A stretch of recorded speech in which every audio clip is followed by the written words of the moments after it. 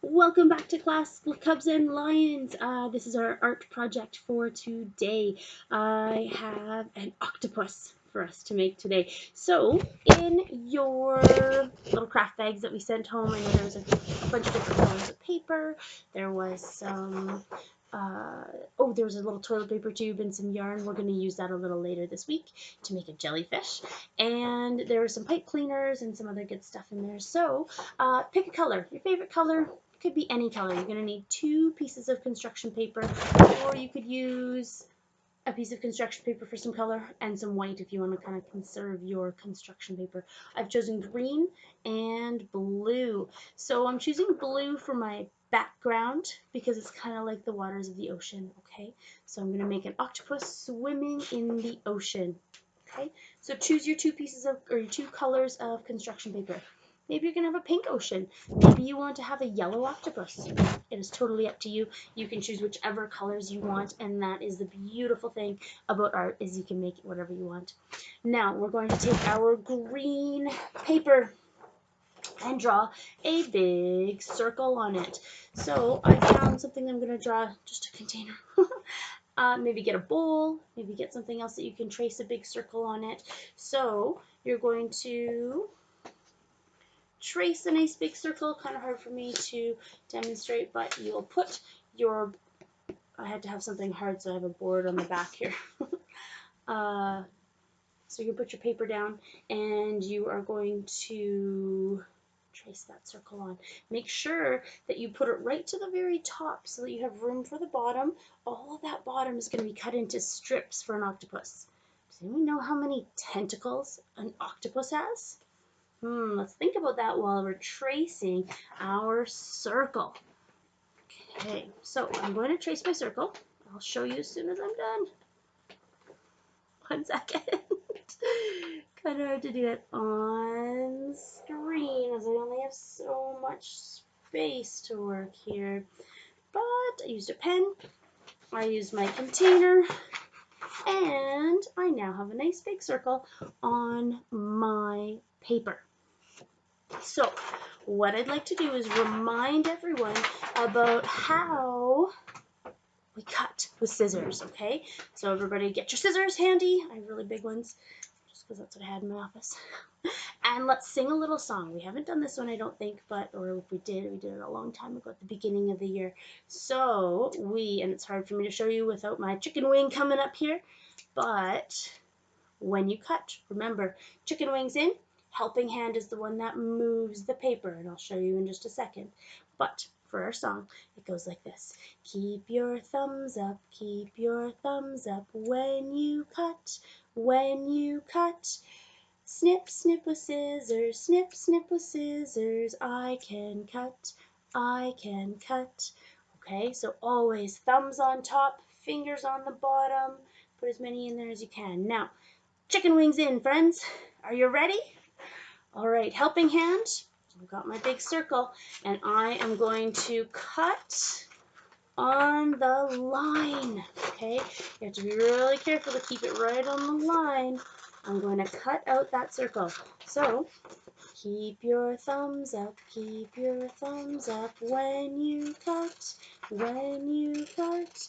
Snip, snip with scissors, snip, snip with scissors, I can cut, I can cut. Now, on this side, it's hard to show you, but I am following along on the line. I'll show you here.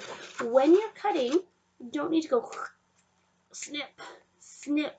You get really straight lines that way, which is awesome for some things, but not for circles. So when you're cutting, open it up, and your paper is going to come down here close to where they join. Okay, and you're going to make little small snipping motions. See how I'm just doing really small snips, and my helping hand is constantly moving the paper. Okay,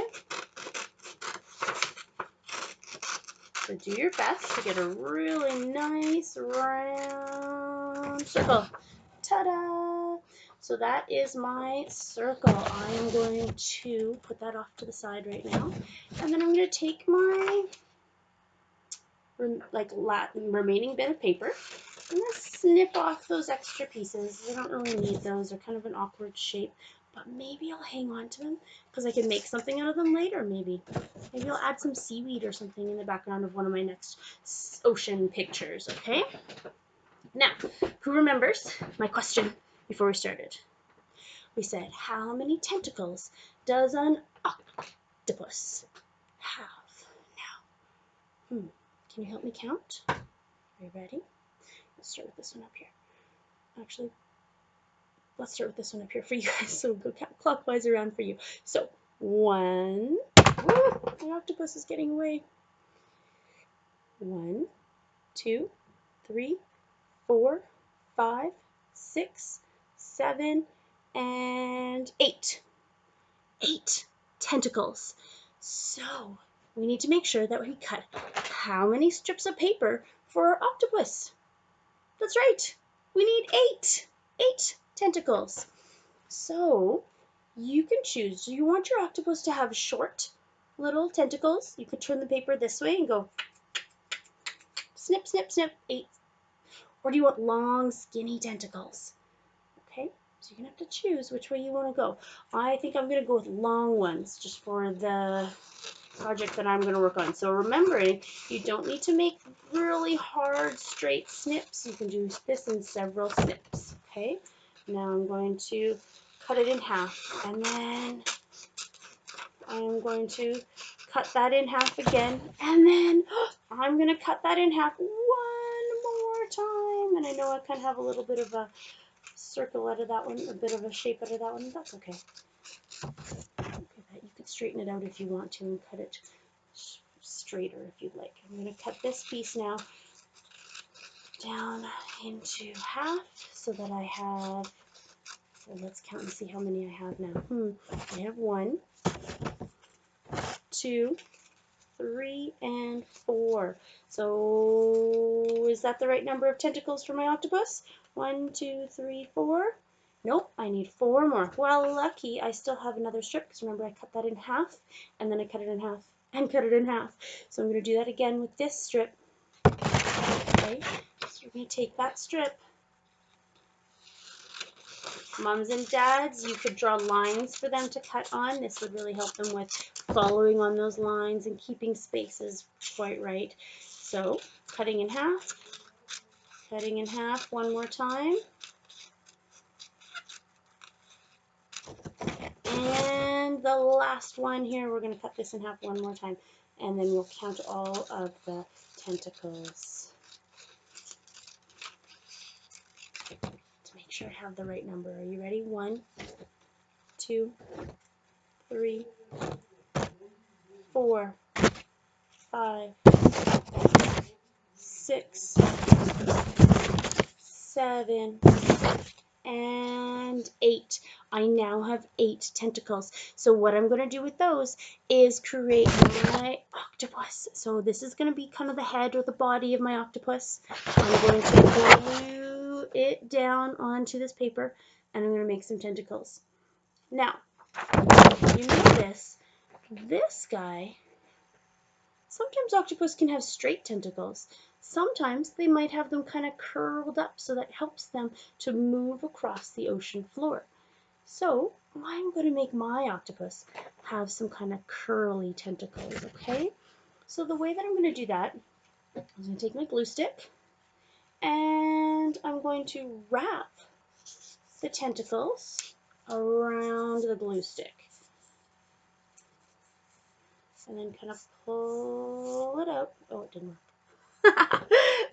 Okay, well that didn't work out like I was hoping it would, so let's try something else, something a little bit smaller. Maybe my glue stick is too fat. Getting a good curl. This is not very cooperative construction paper, let me tell you.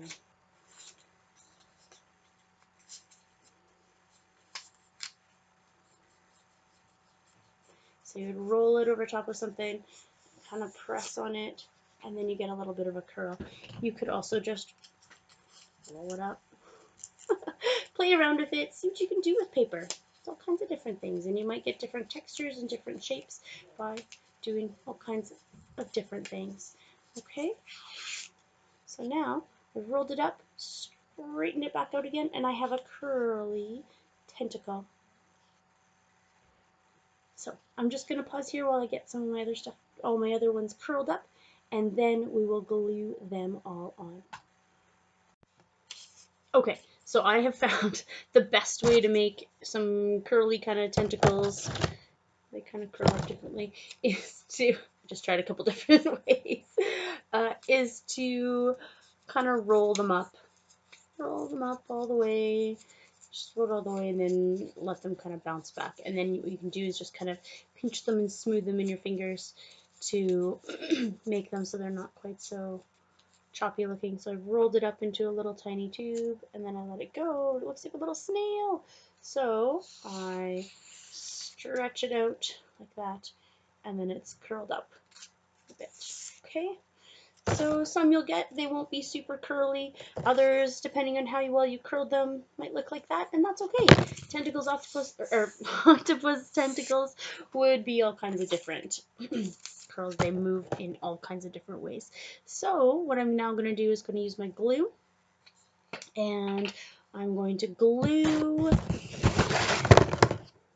the circle onto the blue, but the way that I'm going to do it is I'm going to glue the top half. So I have kind of purple glue here. Hopefully you guys can see where I put the glue. Oh, maybe it's going to be too light. But I'm going to basically put a good amount of glue, so make sure you spread it out, put it right edge to edge. I don't know if you can kind of see where I put the glue. And then I'm going to take my blue watery paper and glue that down. Now, because I only did half, I can kind of lift that up, and that's where I'm going to put the tentacles. Okay, so one by one, each of the tentacles, I'm going to glue them underneath, and then I'll glue the tentacle down, and then what I'll do is I will put a bunch of glue here and glue the bottom part of my octopus down, okay? So let's start putting our tentacles on. Okay, so now because I left, so see I've done, and I've kind of made it, because maybe their tentacles wouldn't all be curled up in the same direction all the time. I have made some of them curl under, some curl over, and because I left this kind of open and flappy, it's really easy for me to put a little bit of glue on the tentacle and then tuck it underneath that flap and glue it down. Now what I'm going to do is put a bunch of glue here and kind of just glue that head back down so that it covers those up and then they don't fall out as easily. Okay, so I've kind of glued that down. You can add it as you need to. And now I have a little octopus with 1, 2, 3, 4, 5, 6, 7, 8 tentacles. Now, there's lots of different options that you could use for the eyes, okay? Okay, so we talked about options for eyes here. So options for eyes will just vary on what you have maybe in your home art supplies, or if you just want to use a marker and draw a couple of eyes on there. We could put on pom-poms, and our little octopus could have pom-pom eyes. Gives another little element of 3D, three-dimensional kind of shape. Maybe you just want to use googly eyes and put some googly eyes on. Mine are super tiny. So they're very, very tiny. Maybe you want to use some buttons. You can put some buttons on for eyes. Okay, so I've got 2 purple little buttons. Or maybe even you want to work on that rolling and twirly kind of a shape.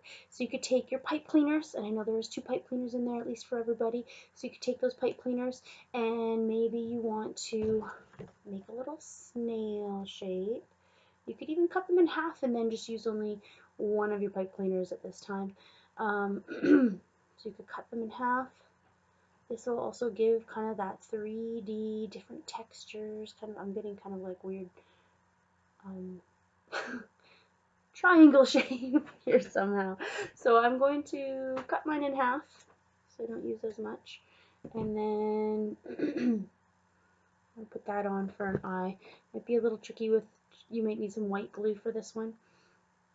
I only have some a glue stick right here handy, but maybe I will get one of my kids to fix it afterwards. So you can do that little, make that little snail shape and make an eye.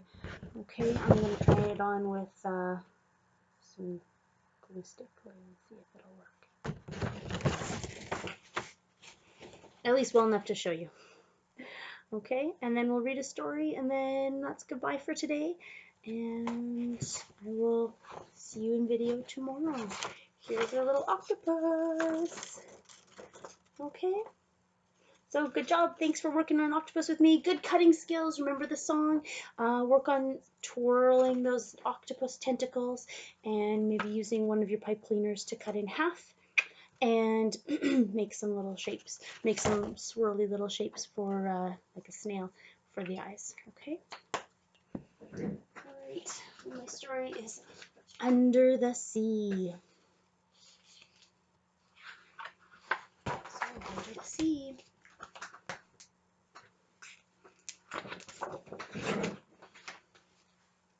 Have you ever looked out to sea and wondered what lies under the waves?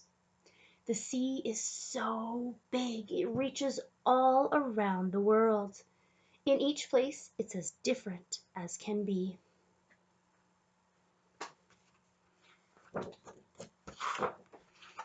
Near a sunny shore where the water is warm, there are hundreds of jewel-bright fish. They bustle around the coral reef, nibbling at teeny tiny plants. A turtle swims along and settles on the seabed, where lots of eager yellow fish crowd around to clean its shell.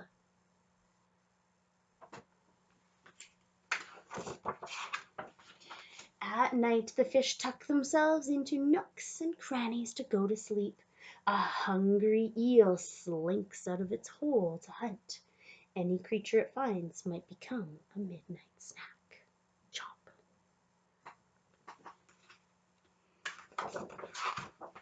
When morning comes, the eel skulks home, but other creatures roam around. In an underwater meadow, sea cows munch on long sea grass. A group of rays swim slowly by. They flap their wings as though they're flying and glide out into open sea. Imagine sailing across the wide blue sea. There's nothing but water for miles around. Then suddenly, beneath you swims the biggest creature there's ever been. Can everyone see it? What is it? That's right, it's a blue whale. It's a gentle giant, a big blue whale. He's searching for other whales. He sings a booming, lonely song into the empty blue. From far away across the sea, another whale's song comes floating back.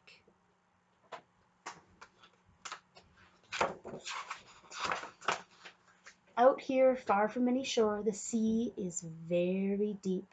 It gets darker and darker the deeper you go. Then all at once, twinkling lights appear. All kinds of strange and pretty creatures are flashing messages in the dark. So this is where like the lantern shark, the dwarf lantern shark would be down here where they're all glowing. It takes hours to get to the bottom of the sea. People have been there in little submarines.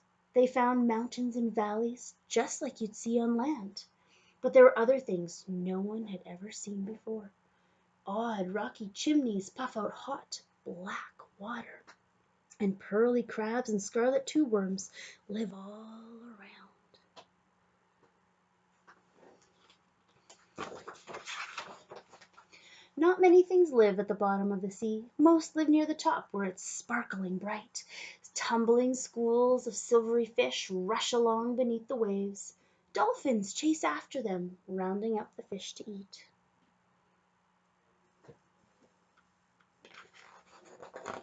Dolphins can't breathe underwater like the other fish do. They have to breathe the air instead through little blowholes on the top of their head. They leap out of the water as they speed along and catch a breath before they dive back down.